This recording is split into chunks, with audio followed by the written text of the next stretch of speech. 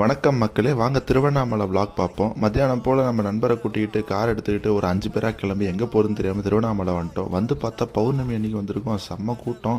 அங்கேருந்து அப்படியே கோபுரத்தில் ஸ்டார்ட் பண்ணோம். இந்த கோபுரத்தை பார்க்கவே செம்ம மெஜஸ்டிக்காக இருந்துச்சு. சரின்னு கோபுரத்துலேருந்து ஸ்டார்ட் பண்ணி கோபுரத்துலேயே முடிக்கணும் அப்படின்னு பார்த்தா எக்கச்சக்க க்ரௌடு. இந்த ஏதோ பொம்மையெல்லாம் வச்சுருந்தாங்க. இயர்ஃபோன்ஸை போட்டு கேட்டேன், என்னென்னமோ சொல்லுது. பட்டை அடிச்சிருக்கனால நல்லவன்லாம் நம்பிடாதீங்க, நான் ரொம்ப ஒரு கேடு கேட்டவன். இந்த மிஷின் வந்து ரொம்ப மோட்டிவேஷனாக பேசிச்சு, ஆனால் எனக்கு தான் மோட்டிவேஷனே இல்லை. சரி நடப்போம் அப்படின்ட்டு நடக்க ஆரம்பித்தோம். மொத்த கிரிவலம் வந்துட்டு 14 கிலோமீட்டர். எத்தனை லட்சம் பேர் வந்திருக்கானுங்களே தெரியல. எனக்கு தெரிஞ்சு ஒரு 10 லட்சம் பேராவது வந்திருப்பாங்க. இப்படியோ ஃபைனலாக நாங்கள் வந்து 14 கிலோமீட்டர் நடந்து முடிச்சிட்டோம். நடந்து முடிச்சுட்டு எல்லாருக்குமே செம டயர்டு. ஒருத்தர்லாம் படுத்தே விட்டார் ஐயா அப்படின்ட்டு. இவர் கொஞ்சம் ஆக்டிவாக இருந்தார். எனக்குமே ரைட்டு கால் வந்து பயங்கரமாக வலிக்க ஆரம்பிச்சிருச்சு.